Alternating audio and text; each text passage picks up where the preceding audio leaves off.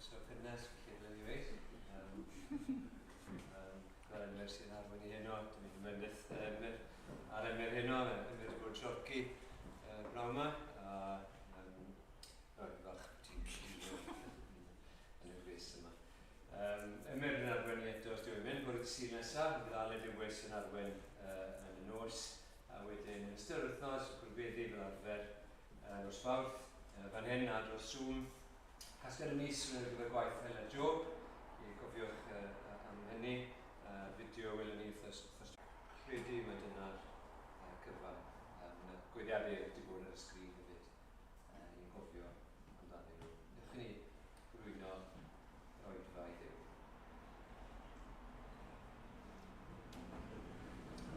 Diolch i ti o Arglwydd am gymaint o bethau ni wedi mwynhau yn ystod y dydd, gymaint o bethau da.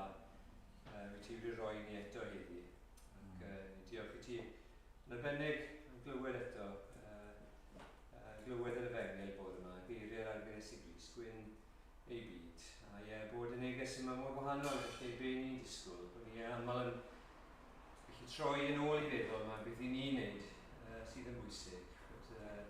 Bod ni'n gallu cyfiawnhau'n hynny, bod ni'n gallu cyrraedd rhyw safon. A ni'n diolch yn gael atgoffa eto, bod ni'n dod yn dlawd, bod ni'n dod y rai sydd yn galaru.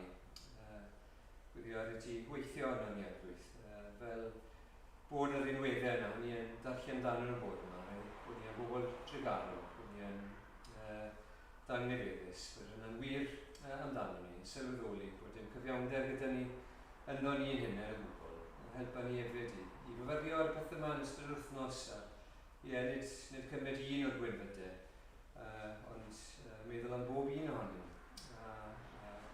Dyle bob un ohonyn nhw fod yn wir amdano nhw, amdano ni, os ni wedi credu yn arglwydd sy'n Grist. Ni'n cyflwyno oedfa yma nawr i ti, yn ymwybodol bod i yn gynnes, a bod ni'n gallu blino yn cael ein anodd i gael yn bwyntio, bod yn am dy help ti. Diolch i ti, dy bod ti yn ddiw sydd yn ateb gweddi. Yn gwyddio ar y ti ateb gweddi yna nawr, helpa ni i gael yn bwyntio ac i feddwl o ddifri am yr hyn yn ei glywed wrth ni, yr gair gael ei ddarllen a esbonio i ni. Ni yn gwyddio, bod ni'n dod yn fwy ymwybodol, bod yn treifio mwy a mwy i'n calonau ni. Bod y cyfan sydd gyda ni yn holl obeth ni, yn holl llyweenydd ni, ystyr yn bywydau ni, yr unig reswm i fyw, oherwydd dy fod ti wedi dangos gras tuag ato. A bod ni angen bwyso ar dy ras ti, bob dydd o bywydau. Bydd gyda ni nawr, yn bedithion, yn gofyn hyn, yn eiddiad Iesu Grist. Amen. Diolch Dewi. Na i jyst ategu beth oedd Dewi'n gweud fyna, mae yn boeth. Ac mae'n anodd canolbwyntio pan mae'n boeth. Mae'n anodd canolbwyntio pan ych chi'n sychedig. A felly os ar unrhyw bwynt yn ystod yr oedfa, os ych chi yn teimlo fi wir angen diod, ewch chi nôl, bydd e'n llai o disruption i fynd i'n ôl diod, nag os ych chi'n llywygu eich sedd chi. A fi yn cymryd cysur mawr fod rhywun wedi cwmpo i gysgu yn un o Prygethwr Apostol Paul. Felly na i ddim cymryd yn bersonol os ych chi eisiau sefyll, falle mynd i'r cefn, cael bach o awyr iach. Gwell hynny. Yna ni barhau a ddoli. Ni'n mynd i ganio'r atodiad a rhif 24.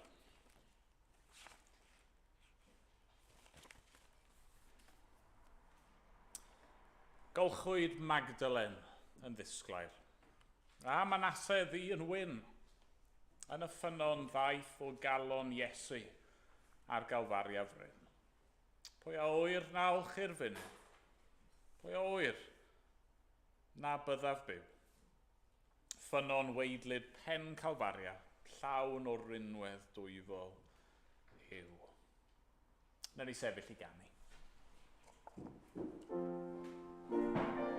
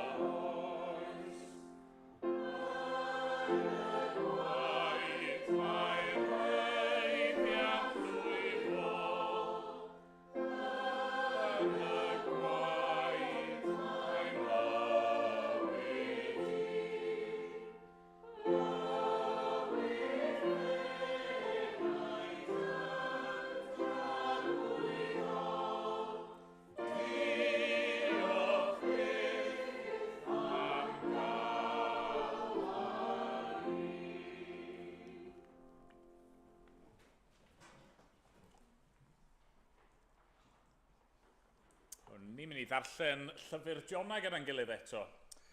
Henodd rhywun yn sôn wythnos diwetha am un gweinidog nath brygethu 52 o Prygethwr ar llyfr Jona. Peidiwch o phoeni, peidiwch o panico. Ni wedi cael 2 pregeth, dyma'r bedwaredd, a fi'n rhaid gweld, gall newid, ond fi'n rhaid gweld bod yna un ar ôl heno. A be ni wedi bod yn neud, os chi'n ymuno â ni wedi bod yn edrych ar Jona ar ei hyd. Yn ytrach na mynd trwyddo fe ran wrth ran, adnod wrth adnod, neu pennod wrth bennod, neu beth bynnag, yn darllen ar ei hyd ac yn tynnu allan rai o'r themau, pethau sydd trwy'r llyfr gyfan. Felly ddechreuon ni yn meddwl am y Duw sydd yn siarad. Mae'n ymddangos mewn sawl man, mewn sawl ffordd, mae Duw yn Dduw sydd yn siarad, yn Dduw sydd yn cyfathrebu. Yna, wnaethon ni weld bod Duw yn reoli. Eto, mewn gwahanol ffyrdd, mae'n amlygu ei hun bod Duw yn trefnu pethau, bod e'n goruwch lywodraethu.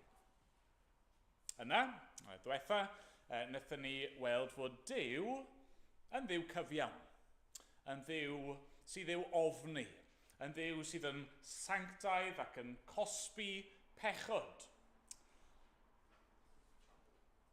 A wnaethon ni ddim stopio fyna naddo.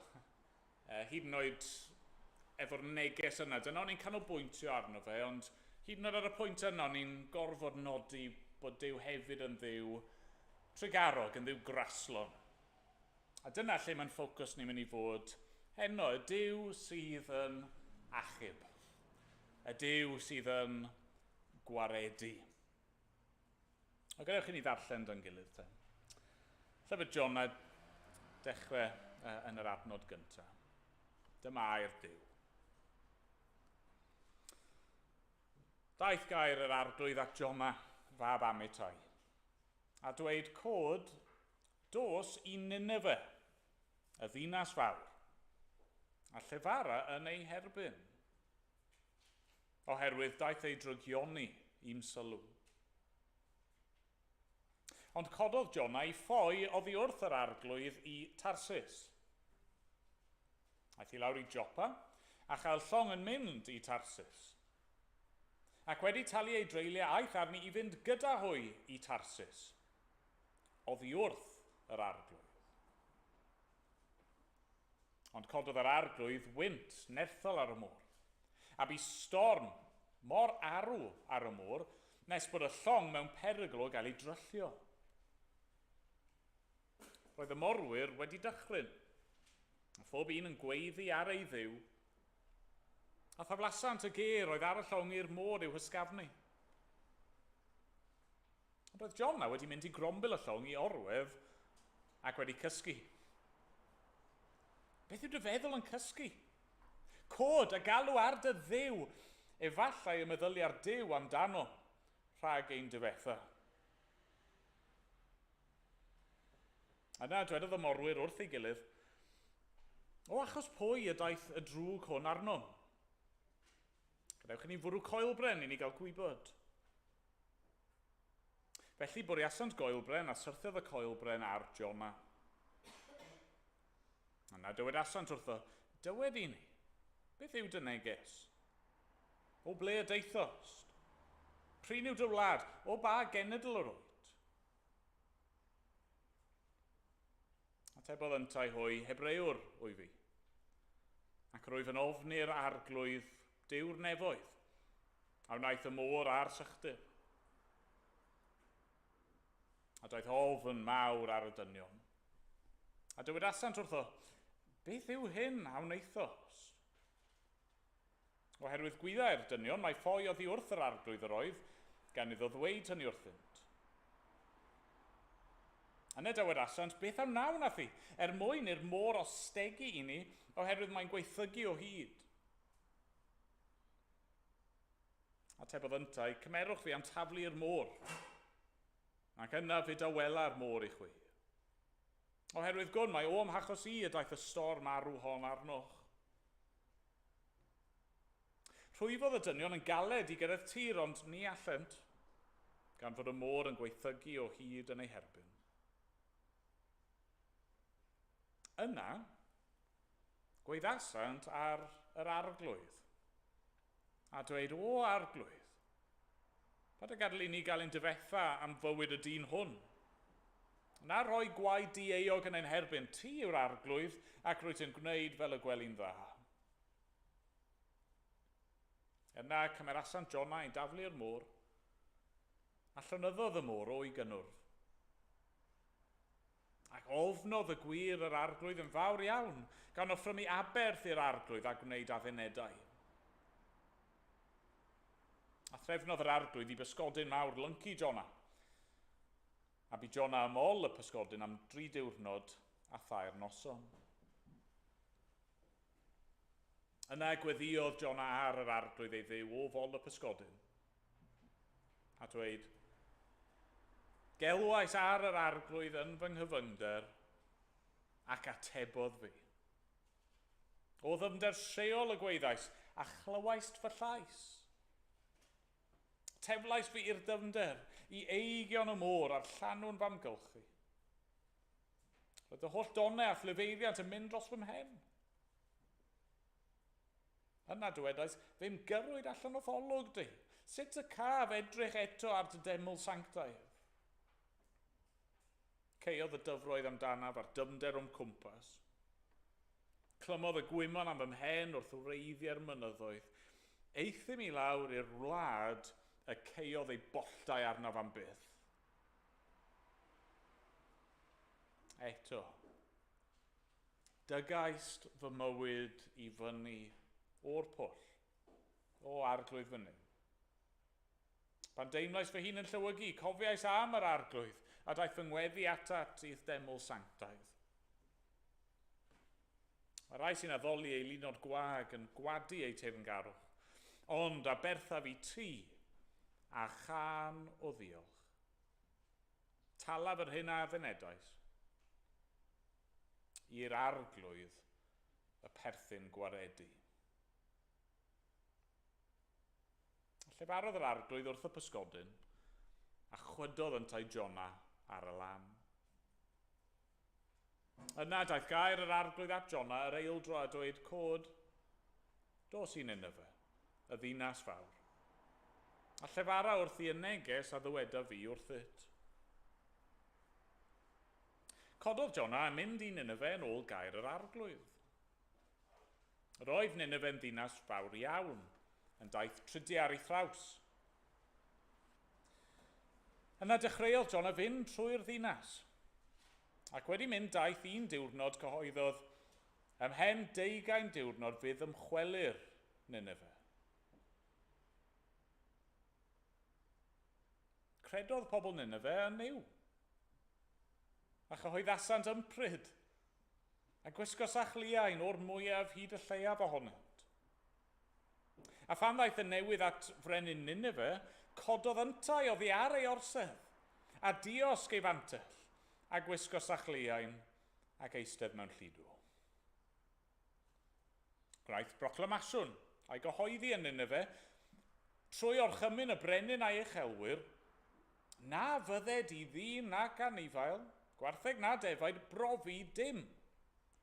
Na fydded iddynt fwyta nac yfed. Bydded iddynt wisgo sachliain a galw yn dair ar ddiw. Bydded i bob un droi oddi wrth ei ffordd rygionus ac oddi wrth y trais sydd ar ei ddwylo. Pwy a wyr? Na fydd Duw yn edifarhau eto, ac yn troi oddi wrth ei ddig mawr fel na'n difethyr ni. Pan welodd Duw beth a wnaethant, a'i bod wedi troi o'i ffyrdd drygionus. Edifarhaodd am y drwg y bwriadodd ei wneud iddynt ac nisgwnaeth. Roedd Jona'n anfodlon iawn am hyn, a theimlai'n ddig. Yna gweddïodd ar yr arglwydd a dweud, yna o'r arglwydd. Honit hyn y ddywedais pan oedd yn gartref. Dyna pam yr achubais y blaen trwy ffoi i Tarsus. Gwyddwn, dy fod yn ddiw graslon a thrigarog, araf i ddigio, mawr o dosturi, ac yn edifar ganddo wneud newid. Nawr arglwydd, cymer fy mywyd oedd ei arnaf, gwell gen i farw na byw. Atebodd Duw, a yw'n iawn i ti deimlo'n ddig? Aeth Jona allan ac aros i'r dwyrain o'r ddinas. Roedd gaban iddo hun yno ac eistedd yn ei gysgod i weld beth a ddigwyddau i'r ddinas. A threfnodd yr arglwydd Dduw i blanhigyn dyfu dros Jona i fod yn gysgod dros ei ben ac i leddfu ei drallod. Ac roedd Jona'n falch iawn o'r planhigyn, ond gyda'r wawr drannoedd, trefnodd Duw i bryfyn nychu'r planhigyn nes iddo grino. Fan gododd yr haul, trefnodd Duw wynt poeth o'r dwyrain. Ac roedd yr haul yn taro ar ben Jona nes iddo lywygu. Gofynodd am gael marw, a dweud gwell gen i farw na byw. Gofynodd Duw i Jona, a yw'n iawn i ti deimlo'n ddig o achos y planhigyn? Atebodd yntau, mae'n iawn i mi deimlo'n ddig hyd angau. Dywedodd Duw, rwy ti yn tostyrio wrth blanhigyn na fiost yn llyfurio gydag ef nac yn ei dyfu. Mewn noson y daeth ac mewn noson y darfu, oni thostyria fynnau wrth Nineve, y ddinas fawr, lle mae mwy na 120 o filoedd o bobl sydd heb wybod y gwahaniaeth rhwng y llaw chwith a'r llaw dde. Heb sôn am lu o anifeiliaid. Amen. Amen. Diolch i Dduw am ei air e. Ganwn ni. Dyn gilydd. Rhif 44 yn y llyfr yma.